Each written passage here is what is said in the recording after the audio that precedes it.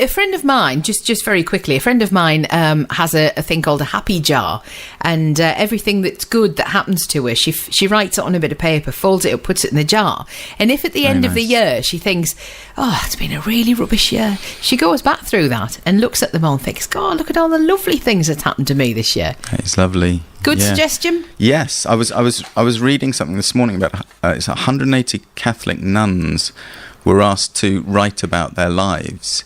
And they found that those who wrote about their past lives and remembered them, or earlier lives, and remembered them as writing about the things which happened to them, lived far longer than the nuns who wrote and decided to remember all the things which didn't really feel as though they were good. And when they talked to them, they sort of discovered that they pretty much had very similar lives. It was no great traumas.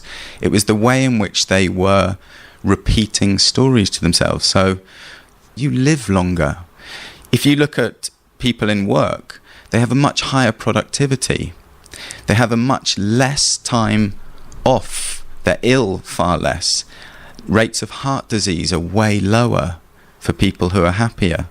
So there's all sorts of kind of levels, and this is why I'd like to go in and also talk to businesses, because businesses think of happiness as a sort of subsection. They hope their employees are happy, but it's not really the most important thing. They just want their employees to get on with the job. Mm-hmm. If more managers could understand that actually, if you focused on your employees being happy first, you'd find your productivity goes through the roof. You'd have less days off.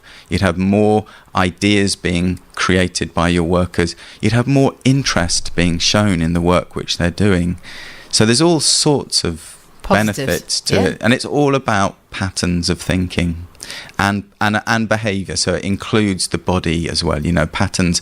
Are we regularly doing exercise? Are we regularly eating good? If you're regularly going to McDonald's, it's really hard. Or other burger joint. Yeah, it is really hard to be happy, because you're essentially filling your body with all sorts of toxins, and it makes it extremely difficult. But we don't want to pick on that particular brand particularly. But you've given us a lot of food for thought in more ways than one, I suppose.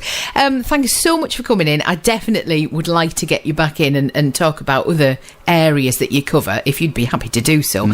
Kendall Aiken, Health and Happiness Coach. Thanks for coming in. Thank you. Fantastic.